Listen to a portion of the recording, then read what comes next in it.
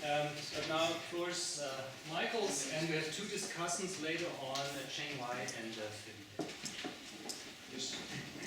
Well, thank you for the opportunity to talk about my and Torbjørn and Massimo's work here at Tom Society. The title is, as you can see, Experimental Work on Multi-Level Adaptation, and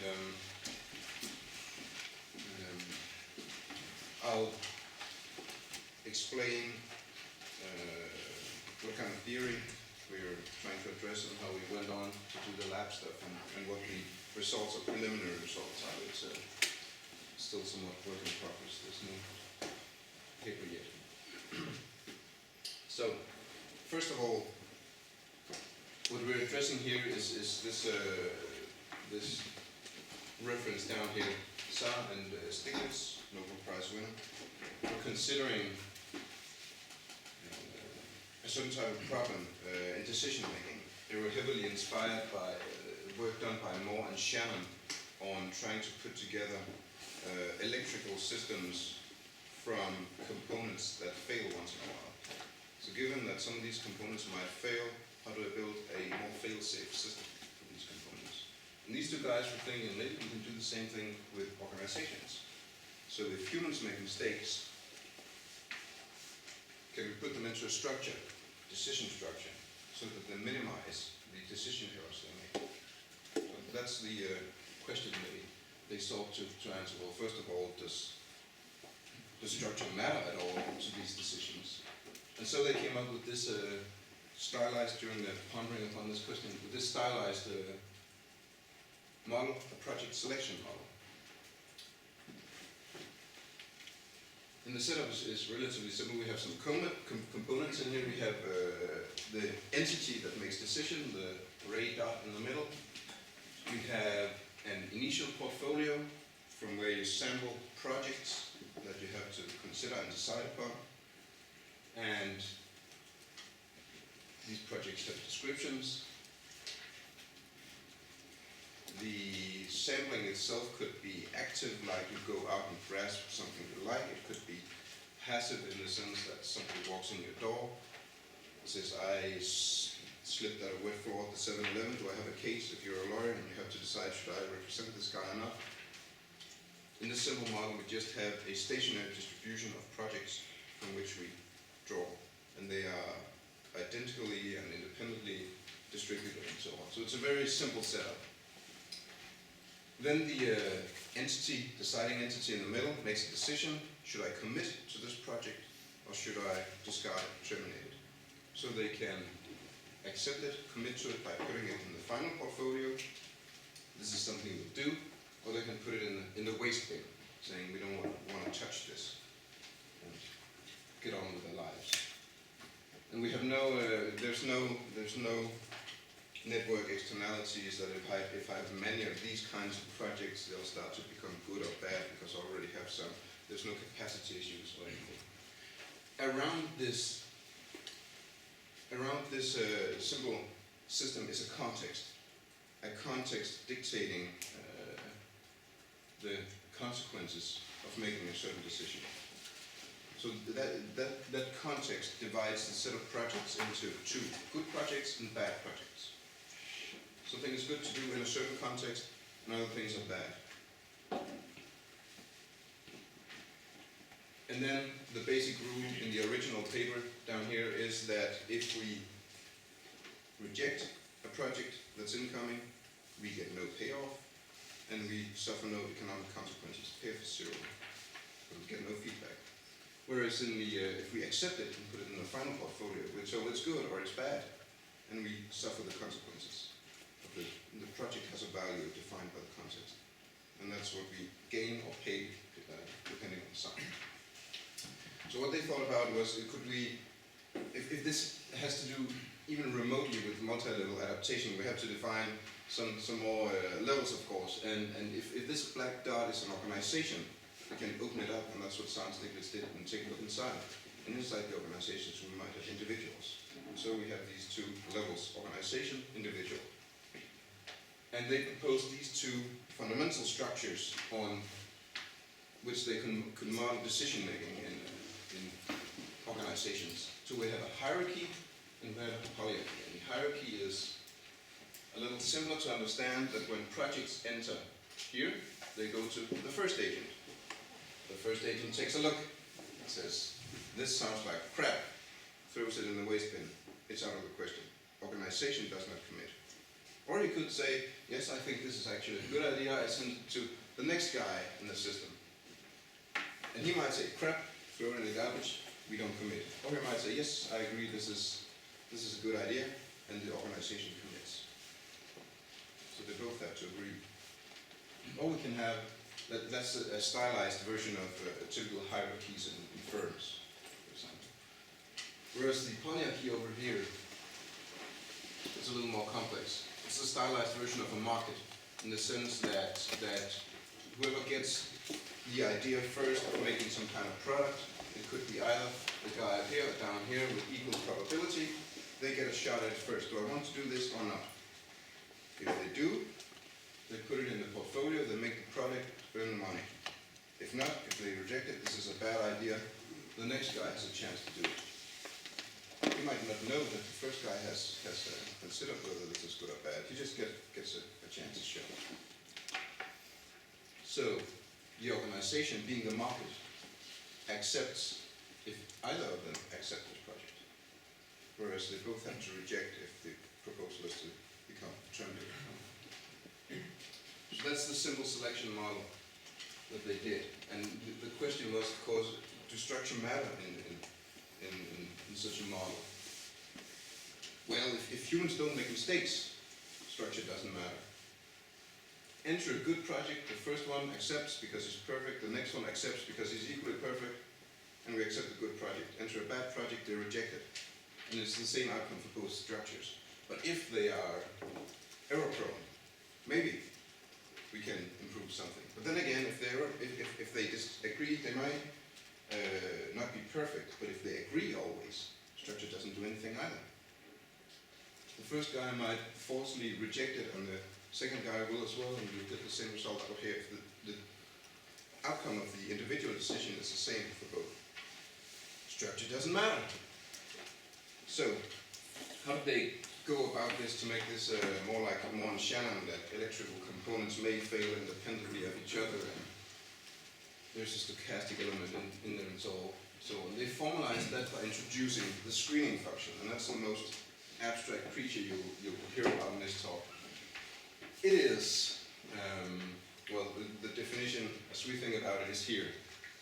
So the screening function is a mapping from some data you get on the project. So some project arrives, a client walks into your law firm and describes the situation, or you get some listing of patents you might be able to purchase should you do it. So there's some data on the project in a context relating actions to consequences. So you're sitting in context, you're getting information about a specific project. Then the screening function is a map from this data on the project onto the probability that the agent will accept the project. You might always, certain kinds of project you might always accept with probability 1 or reject always probability 1. So it might degenerate into a deterministic case, but we would like there to be some stochastic element. So that's the screening function. That's what we are operating under. So they introduced a stochastic element, and in the model of how you aggregate the screening function in structures, they assume conditionally independent decisions on behalf of the agents. Of course, if both agents see a very good project, chances are that they'll both accept, so they're correlated. But they're conditionally independent. For this kind of project, for this good kind of project, they still make independent choices. Now this is a huge black box. All the mental, cognitive, perceptive processes that can go on in here can be a mess. But just to give you a glimpse of it, we think that something like this is going on. That we have several kinds of transformations in there. That when you get a project description, which might be flawed or noisy, so you could have the real representation out here, and then you receive a flawed or partial description, then you map it onto some perceived properties. And that talks about the generalization process that Eero talked about yesterday, that every situation is unique. How do we extract some of the core things about this project? We have never seen this before, but we've seen something similar. So we map it onto some mental model we have of these projects in this context. And then we can, of course, map it onto some kind of performance measure. That we know that this will give us that much money, we have so many costs, it's good, it's bad, whatever. And then we can map it onto actions. So that might be the case. Just a suggestion. You could imagine other things. So it's just a functional composition of a lot of different maps. This is what the typical screening function is then supposed to look like. If you have a one-dimensional project description, or if we, I back up just one slide, if we look at, if we have already performed the map until here, the performance measure, so we have one dimension to plot it on, then it looks like that, typically. So we have lots of bad projects out here, we want to reject those, lots of good projects out here, we want to accept those. If you look at the dotted line, it's the perfect screener, the perfect individual. So the chances that he'll accept out here in the bad domain is 0. And the chances he'll accept here in the good domain is 1. Makes no mistakes. Whereas the more realistic screener could perhaps look like this, the sigmoid S-shaped curve. And if you look at how these two curves divide this space, this quality times acceptance probability space, it divides it into 4 sections that are the well-known ones. That over here we have, of course, the correct rejections, here we have the correct acceptance, up here we have errors of omission, where we say no to something that's good. And down here we have errors of commission, where we accept something that's bad. Of course, there can be a distribution over different qualities here, so the area is not necessarily indicative of performance directly. But that's the areas we have. And this screening function exhibits different kinds of basic properties. We can see that there is one of the most important ones is the slope here in the middle. That's how discriminating. The slope locally is the discrimination ability. If the screening changes a lot, the agent knows something's going on here in this area of the project space. Something's going on. I need to adjust my opinion.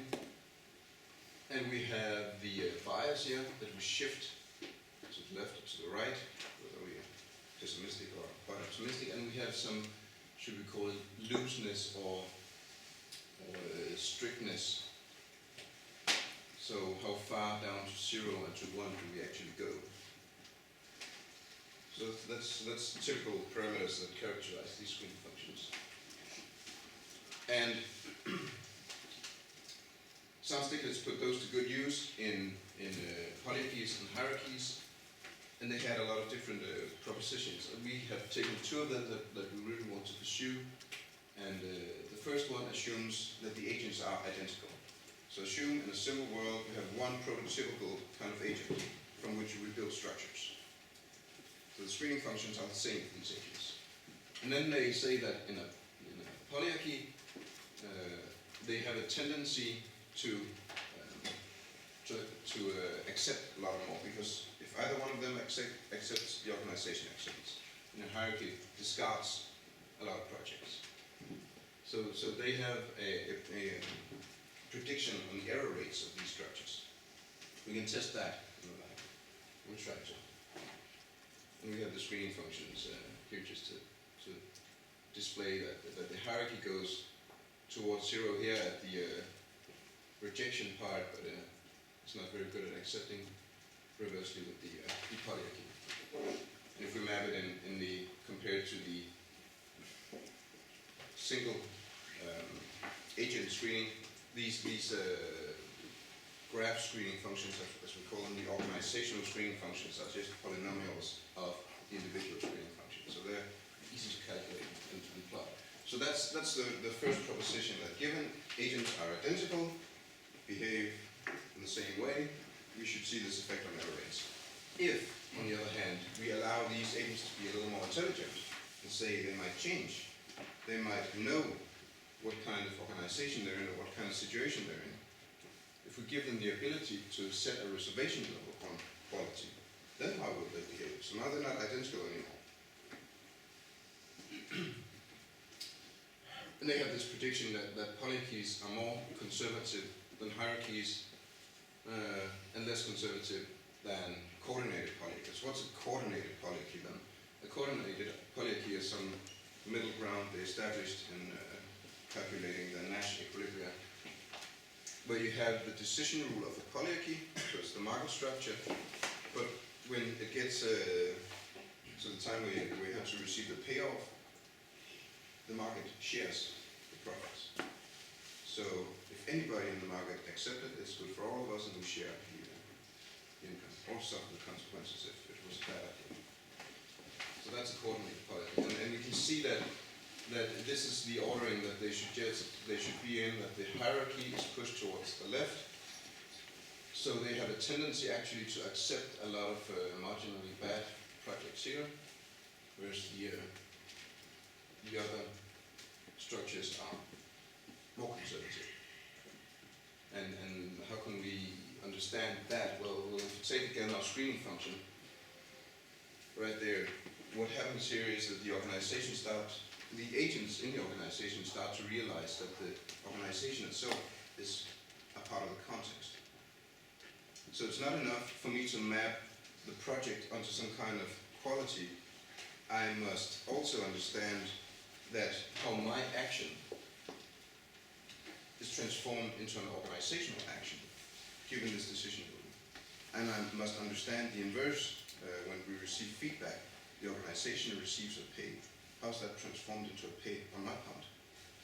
There's an extra layer given by this organization that's now a part of the context. Can you explain the intuition why the pink is below the blue? So it's like free riding or something? So there's some cost for accepting. So It's stochastic dominance, they accept more. Yeah, it is stochastic. You're below me, The doing why? more. this is Slightly. acceptability, so you accept less. Yeah. Should be the other way around, No. economists? No, these are agents. Oh, these are. These are the agents. These are agents. It's the endogenous effect of the... Sound Stiglitz doesn't go to the organizational I see. That's consequence of individual. this. This is how the individual agent screenings look when they are given a threshold. Of course, you have to compound that again into the organizational result. But the intuition is that in the hierarchy, you know we are rejecting too much, we're rejecting a lot of good, so we should shift it to the left in order for the organization to accept I more. see. And then given this, the organization does the same thing in all three. Isn't the equalization do the same? But No, If it doesn't we're work just out, optimizing the individual agent's payoff, given the structure and how the rule for distributing payoff. But here we're looking at the cutoff of the individual. Yeah, Not, these not are the the implied cutoff. These are the individual screenings, yes. In these structures, yeah. And this is under certain assumption about the correlation between the signals.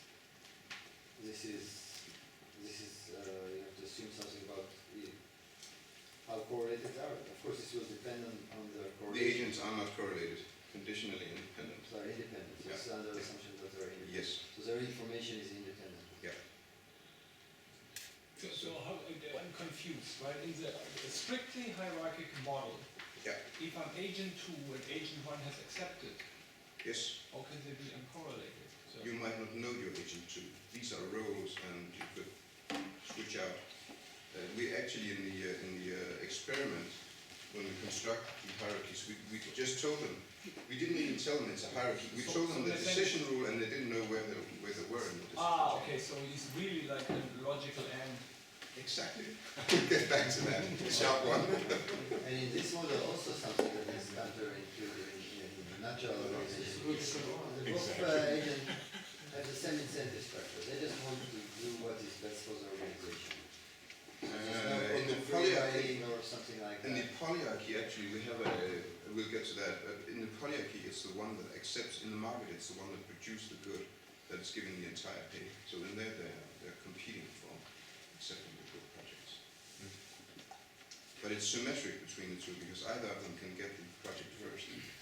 The reason why we went for this symmetric setup is because we every time we wanted to stray down some interesting path, we had to realign ourselves with the original Sarsdicker's paper. How did they do it? And they considered symmetric equilibrium points for the mesh equilibrium for these equations, even for the hierarchy where they probably wouldn't know where in the chain they are. Am I first, am I second? But they're kept in the dark, presumably. And that's the setup we pursue. And I have another naive question, so please forgive me. So you never change the shape of the curve, right? When you say embed my agent's behavior into the particular context, yeah, shift the existing curve. Yeah. How about changing the shape of the curve? Maybe that's much more efficient. Exactly.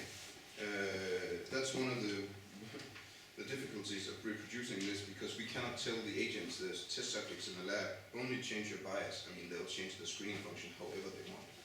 So that's, of course, a complication. But the original, this is the theory, what they did, say, give them something to tune, like a reservation level. How will they react to being in different organizations? And they didn't even take it to the next step. Then how will the organizations fare given the agents react? Sorry, clarification. In the lab, you give them a quality measure, or you let them aggregate data? We'll get there in a Okay, moment. sorry. I'll get into that. So these are two propositions that if they're homogeneous, these agents, we have that hierarchies make more errors of omission and vice versa for polyarchies. And we have that we should expect to see the agents shift or change towards the less conservative in a hierarchy if they actually do change and they're not homogeneous.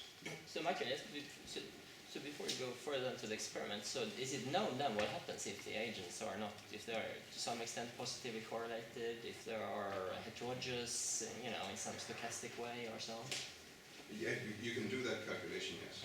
So does that change the results substantially then? Or? Because I mean, in the experiments, they will be heterogeneous and they will be somewhat positively correlated. They won't condition upon quality. They will not be completely independent. Well, as you Probably create a simple- parameters that are independent. Yeah. Well, they're not going to You can be. give them I know, but I independent know how this experiment works, so they will not be independent. We have done everything we can to ensure that they will be conditionally independent. But it's something we need to test, and I must admit that we see signs here that they are definitely not strongly correlated. We'll see that in a minute, but Of course, he already told if they're perfectly correlated what happens. Yeah, if they're perfectly correlated. That's I'm what just he said wondering before. if any So you have that deviations that you see in the experiments, it would be nice to know about the implications if if you change these assumptions, because any deviations you will see may not be due to whatever. these calculations are pretty easy to do, so Yes. good point. We'll see if we can explain deviations by that alone. Good point. So, going on to the experiment. We wanted to put this Sarsdicker's decision, the project selection model, into the lab. And the first thing, if we want individuals to make decisions on something, is you have to have something to give them, a task. We needed to design a task.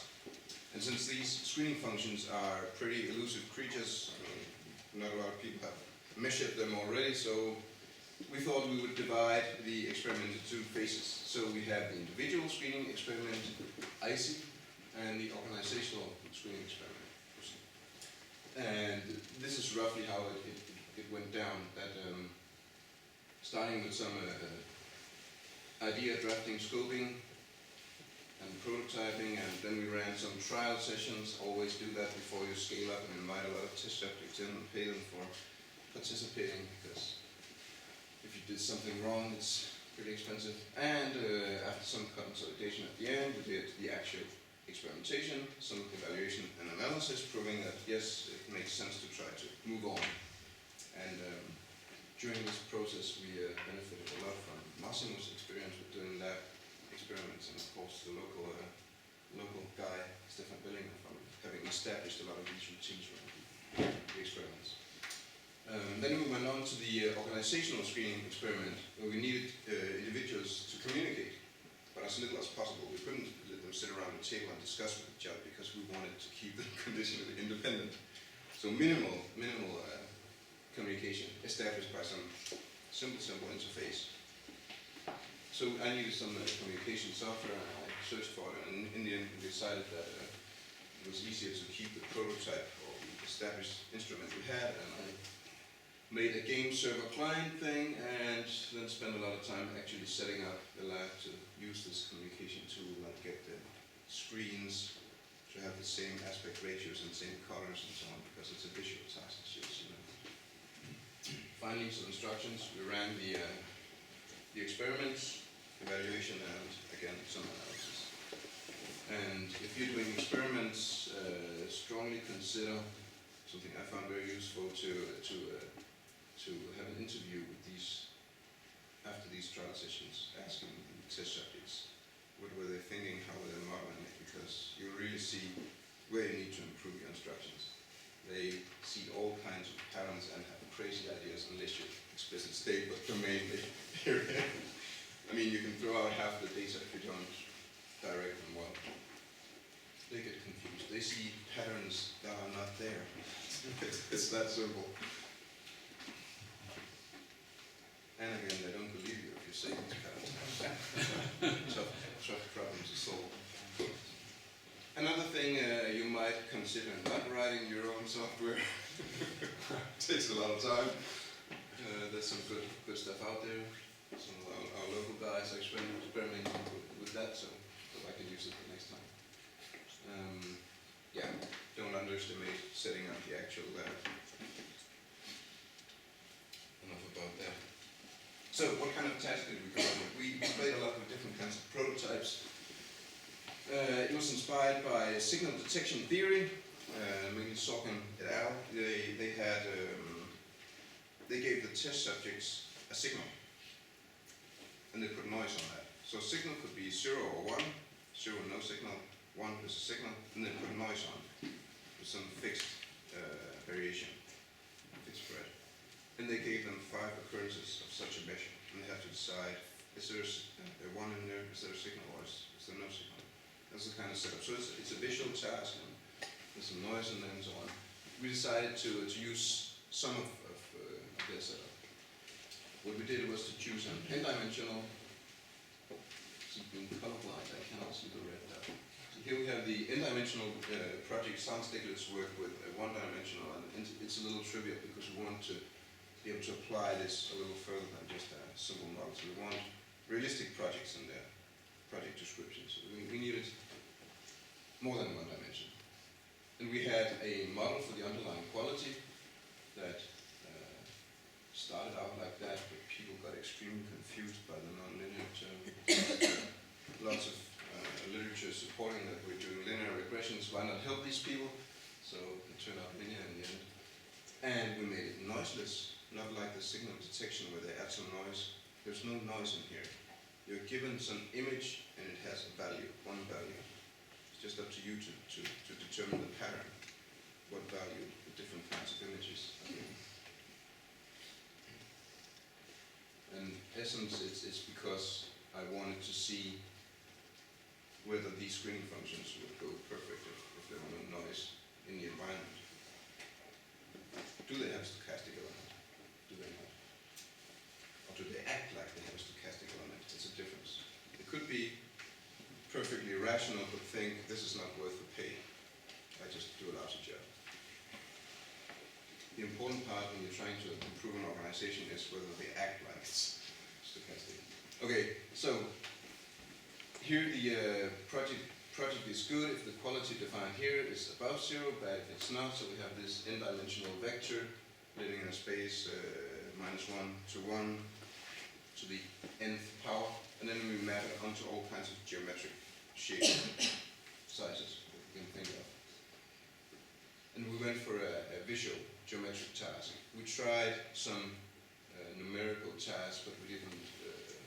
It was boring for the test subjects to look at these numbers compared to images, and it shifts the problem into valuation more than classification. And we didn't really want to do that.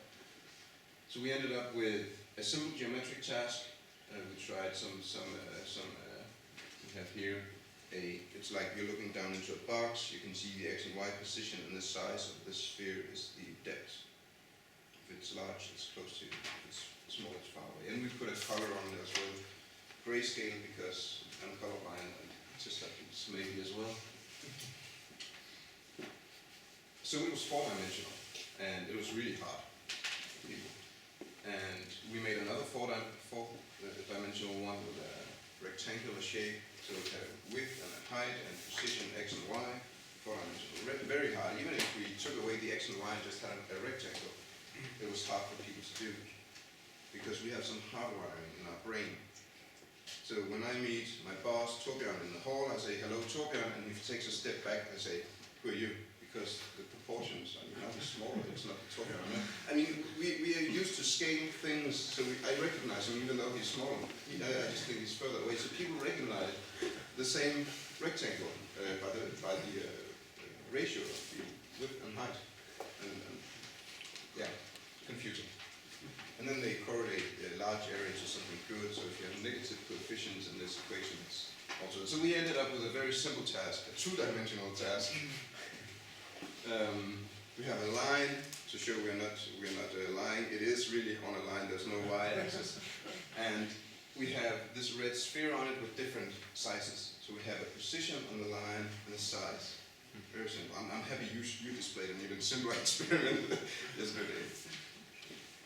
By the way, I used to run those kind of experiments and I moved to the simpler one. Well, yeah, because people have a hard time.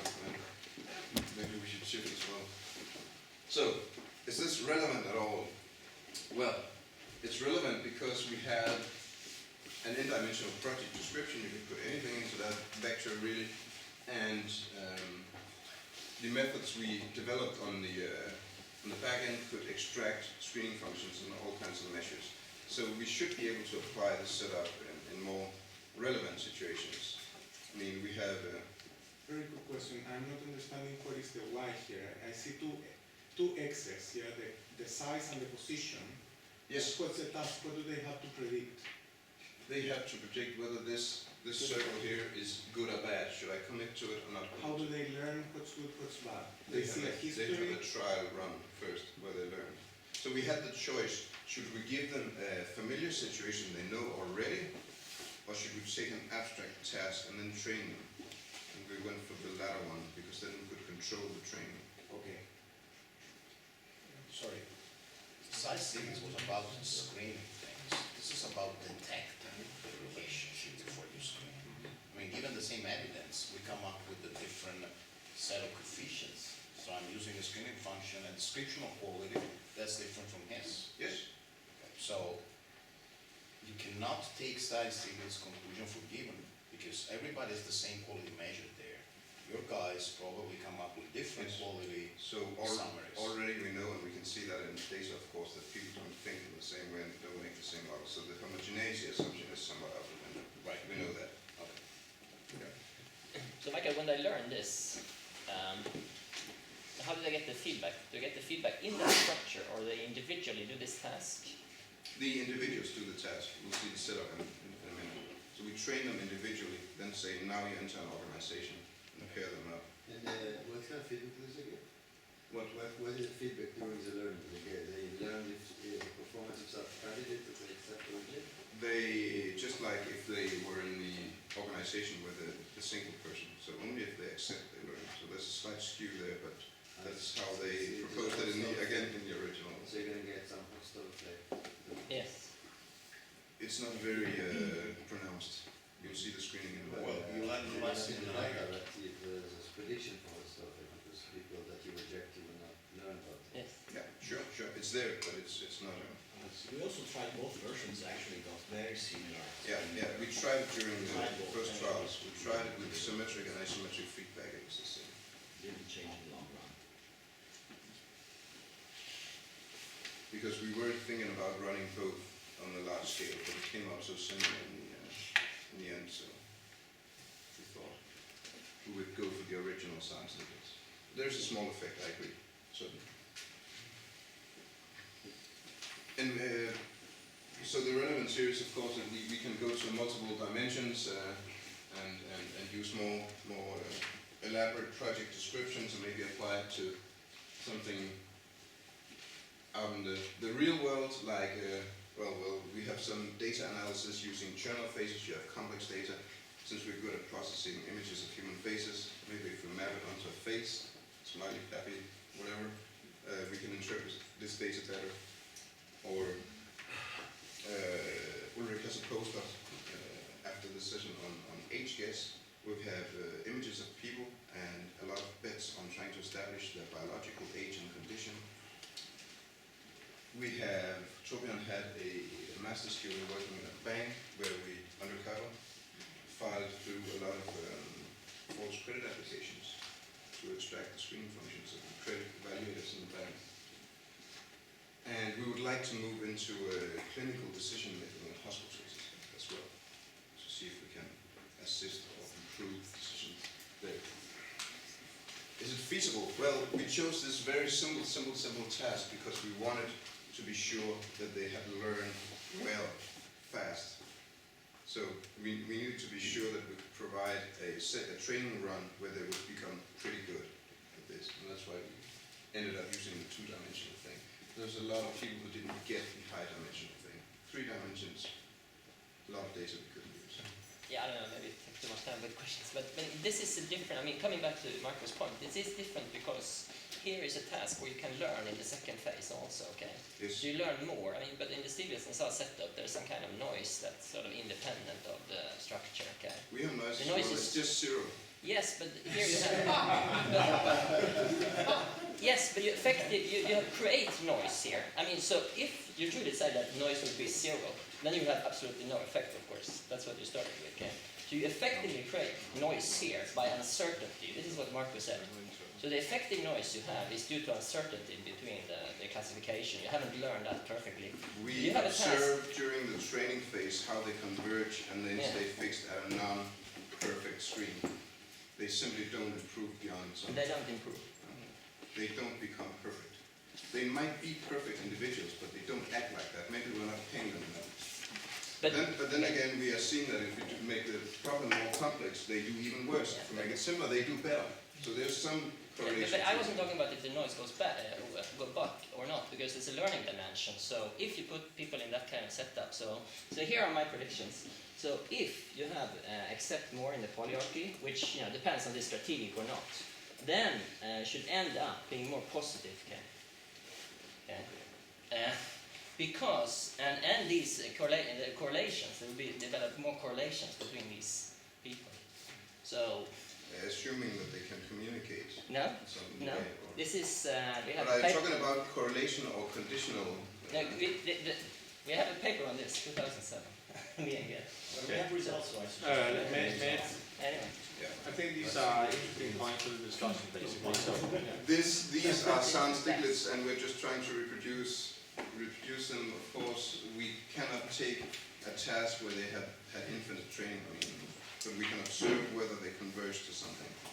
And then we can put them in organizations and observe how there's an adaptation phase, and then again they're constant. And then take the second part. Compare. Just a quick question. So what was the optimal rule that your subjects were supposed to learn? It was a very simple geometric rule. Now I'll take this weapon. That if the size was above this line, it was good. So if it broke that line, it was a very simple geometric interpretation. Was it above or below that line? Which you can learn pretty quickly. And we took this task because most people learn it pretty quickly. All but one learned it, I think. No, one didn't want to learn and just wanted to get out of it. 2 tried and didn't become very good, but the rest, the 139, become quite good at it. And some did within 10 trials. Others took up to 50 on the worst case, but they learned it. To the degree they wanted to learn or could learn. Then we saw them improve. Okay, design of the context then. So here's the setup. Graphics nicely provided by Martin. The structures, we had individual agents coming in. They had individual training sessions of 100 trial periods and they learned fast. We can see that in a moment. Then we, after these trial period, we paired them up 2 and 2 randomly in these structures, hierarchy, polyarchy, coordinated polyarchy, and gave them 200 trials. So again, roughly 100 to adjust to the organizational context, if that was needed. If they were infinitely clever, they could of course calculate what the effect of the structure would be But and if, adapt like that. But if there's no noise, so in each trial the two persons saw exactly the same Yes. picture. Yes. So although they saw exactly the same picture, the cutoff should change. Why is the cutoff should change if this is the exact same thing? Didn't you say that if... They have different theories. Huh? They have different theories. They already learned the optimal strategy, and now when you show them the... I'm asking the theoretical question. Why the optimal cutoff should change if this is the exact same thing? Because if you have a very sharp and very good screening function, when you then enter into a hierarchy, you know that the hierarchy is very pessimistic and will reject a lot. So in order for you to compensate for that flaw in the structure, you will have to accept. But if he is exactly accurate, if you reach, Yeah. just theoretically, if both of us already learn and we 100%... If the perfect structure doesn't do anything, But you said they are, most of them are very close to perfect. yes, but they aren't perfect. And by But, close, you- the different kinds of closeness, we'll see the experimental results in a moment. Okay. So what were the instruction for the people who got into different treatments? What they were told when you paired them up? They were told, you are now in an organization consisting of 2 anonymous members, and the decision rule is like this, that you either have to accept, both of you, and I even did the reverse, included in the same instruction, that means that it gets rejected by the organization only if the opposing situation. And then explain the pair structure, that you share if the organization commits, or the guy accepting gets everything depending on what kind of structure it was.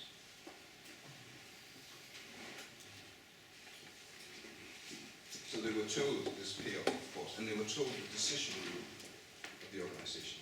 They weren't told by names, hierarchy, and polyarchy, and I don't think they can relate to it. It wasn't drawn to them, and the position in the hierarchy wasn't pointed out, because we want symmetric So they got the payoff. So they got the payoff. They understood the payoff. What did they get? Yes. One thing we had, after they read the instructions, we had a quiz where they had to answer in this and that situation. What do you see and what do you get? And they answered that. And checked. I was wondering, to what payoffs and incentives, to what extent did the people correct for the perceived inaccuracy of the organization? To what extent did people use social loafing? So they just said, okay, I don't need to, try so hard because there's always the other guy, so I'll just kind of, rubber stamp but be less careful. We see some differences, as you will see in a moment, when we go from the individual to the organization. And whether that is loafing, I'm not sure. But then again, the incentives were clear, so if they reacted to that, and we saw them react to it when we had different kinds of difficulties in the task, or we tried to pay them differently, it seemed like they did the same effort. So I think they made an honest effort to do it right. But we can never be sure. I can't say that now, but sometimes we slack. The boss is something. You had a question? No, Oscar, that's like 5 minutes.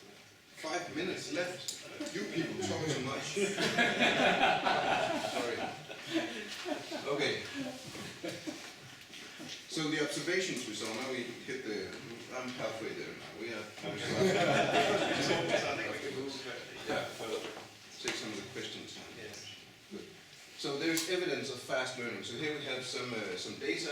We have the blue one is the payoff. They accumulate. The magenta here is the underlying random walk, seem good and bad. It's pretty random as well, of course.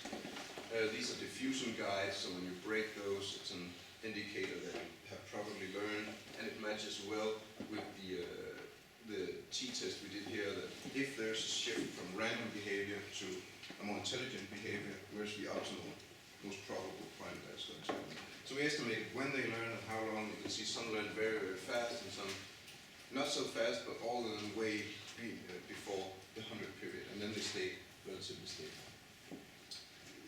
It seemed like they harbor a stochastic element, and there might be many explanations for that, cognitive models and so on. It might not be stochastic, it's just it appears so from this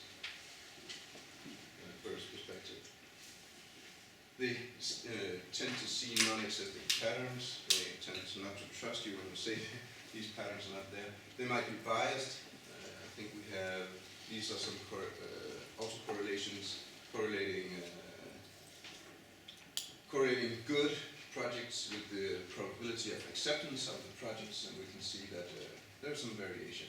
And there's some interesting spots in here where they have a streak of, I don't know if it's bad luck or bad decisions. These are the decision times they stop and think, and then they are right back on track. But we did see the opposite as well, that people are doing well and they stop and think, and then suddenly they fuck up. Sorry, they perform worse. Some act like they are forgetful, and I think it's because they suspect the stationary assumption. Oh, I have to check this. It should be bad, but how can I know if I don't check it? So that's, I don't know, adverse hot stove effect or what. They try to be sure that the environment is stationary. And we have some ugly preliminary screening functions. So these blue curves are the screening functions we extracted, mapped over quality. The bars at the bottom are the distribution they saw. Let me flash on to a neater picture of the individual screening function. So this is what we extracted for this case. It looks like a screening function. So it's sigmoid, it's mostly, I think, monotone, this, and it goes all the way to 1, it goes almost all the way to 0, and here is the, I don't sample the bad ones so much because I know they're bad, whereas up here I accept the good ones and it gets confirmed to me, yes, it was good. So this is the individual agent. Note how the agent hits the spot right here. Extremely good at setting the threshold, the reservation level. This is where we go from bad to good. That's where I have 50-50% chance of accepting and rejecting. So they're good at setting that, but you can see they're not good at discriminating. There's a lot of error here, so they don't get perfect.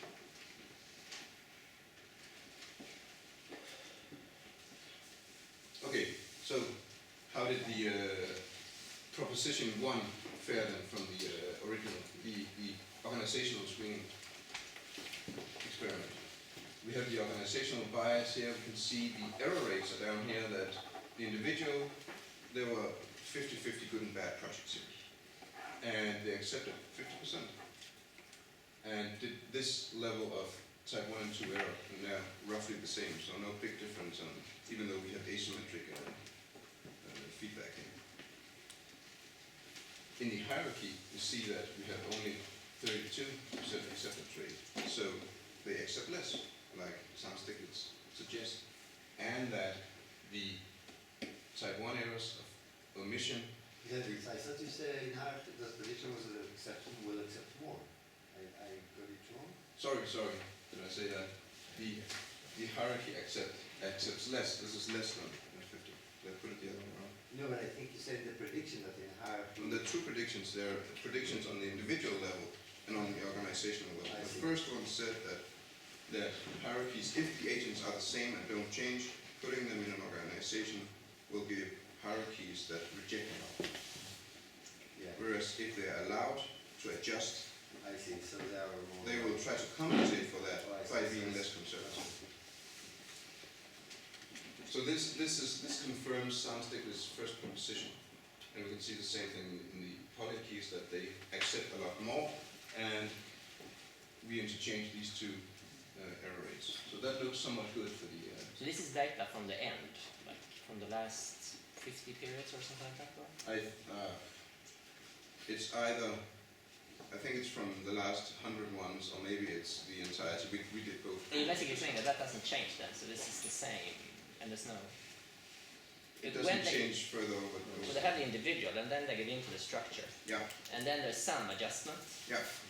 But then there's a long period in which these numbers are the same. Yeah. That's what That's you're what saying. you see. Yeah. So there's no immediate adjustment. It's not like from the first period. No. It seems like they have to learn and be sure that it's it, and then it's fixed again. So you can see it on the time they take to decide as well, that declines and These numbers are errors by the system, not by individuals.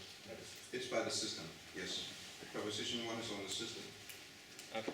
So it confirms to some extent the first proposition of science statements. And we can see the screens here that the hierarchy is killing a lot of projects, whereas the polyarchies are accepting a lot of projects. And the two polyarchies are not that different. The agent is the one in the middle. Let's try to open up this black box. Here we have the hierarchy, the H2. So the black one is the H2, the dotted one is the agent, and the two curves are the first and second agent in the hierarchy.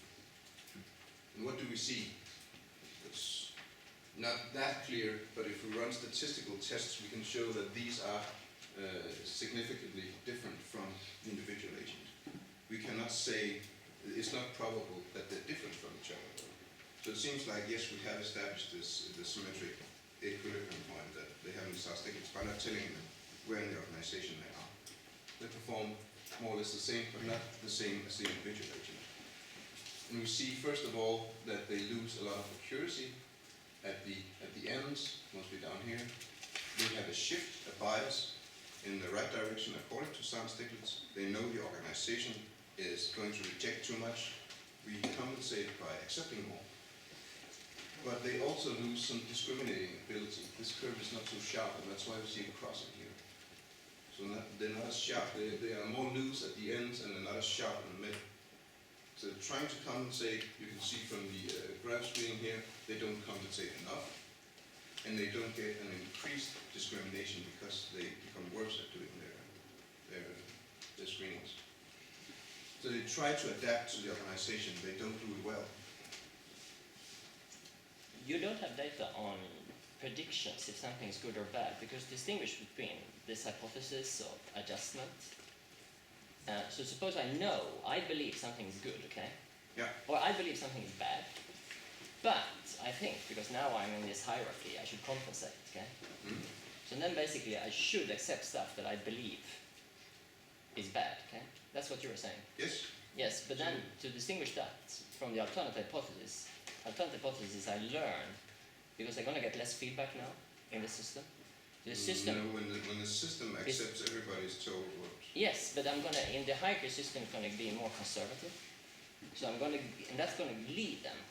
All kinds of prior literature shows that in this setup, you're going to get more conservative, the people. So you're going to have the shift in the curve at the individual level due to a learning effect.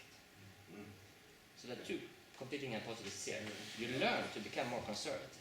So you truly believe this is the case now. Versus the hypothesis you have. And to distinguish them, you need predictions if you think it's good. So you need a choice and the prediction. Yeah. This is what we see. Yes. They shift towards the less In the conservative. choice, yeah. But you're right, that might explain why they undercompensate, because there's another effect combating the compensation, a learning effect. Well, the compensation story assumes that I truly believe sometimes it is bad, but I nevertheless choose it to compensate. I mean, what you're deciding upon is not whether the project is good or bad, but you're deciding on your decision, on your action. That's what the screening is, in the context. That's what you're deciding on, not whether it's good or bad. You have to go a step further. Yes. But this is what we see. There's a shift in reaction. And it tends to be in the right direction according to sound statements. If we go on to the polyarchies, we see that here we cannot statistically say that these two agents are different from either each other or the individual agent. So in the polyarchy, there is no shift. They don't react to the structure they put in. So how does that relate to the learning phase? Because we should have seen a similar effect here. There's no effect. And if we go to the coordinated polyarchy, it's even clearer. They behave just like the individual agent. They don't react at all to being in a structure.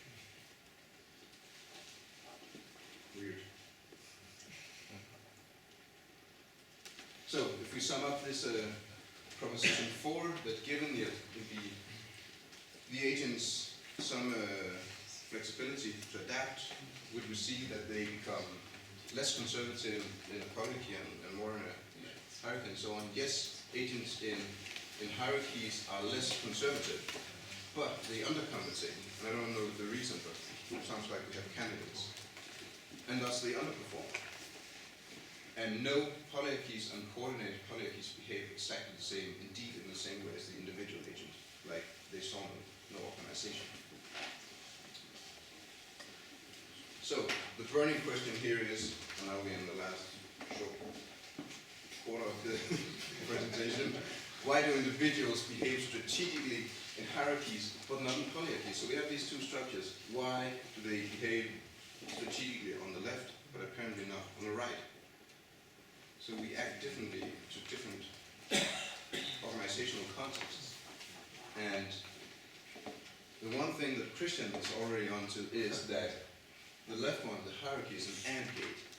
And the one on the right is an OR gate. So either both lamps have to be on in one case, or we have one lamp, the other lamp, or both lamps, and the exclusive OR confuses people. You could say, yes, the AND gate is just a negation of the OR gate, or yes, but negations are very hard for people, I know that. I have a hard time. So we have it from a competent guy at Princeton Psychology, just that disjunctive reasoning or is much harder than conjunctive reasoning, the AND, because the mental model is more complex. So it might be that people simply don't understand this context. But also intuitively, OR means that you can rely on the other guy to do the job. So you don't have to adapt really, right? There's some redundancy built in the system. Diffusion of responsibility. And therefore, you're not feeling as rigid as you are as working in an end environment. There is a symmetry, a dual symmetry, that if you flip accept, reject, good and bad, and hurricane policy, you get the same. There's an asymmetry built into the system. And it must stem from some psychological factor. Like, we like acceptance more than rejection. So we favor that one. But what happens when you flip the whole game, right? If you have them reject, do they actually flip it? No, it's symmetric already. They have to push it, an accept or reject button. Oh, And we explain the consequences both in terms of accept and reject. I think people focus on the positive of doing something, committing, accepting. And that's the easy model versus the other one. But it's the best so far explanation we came up with. And sounded like Larry was excited that we have this connection between mental modeling and economic behaviors. But I told Massimo before, you should try the opposite experiment. Rather than or accepting, try to turn this into an AND problem or rejecting. Also you reject. But I Because think logically it's equivalent, but then you switch the moral reasoning. And now that explanation would be confirmed. if you want the Danish population to vote for something, you should always state the question so they can answer with a no. That's how it works in this country. Then you'll get your law passed.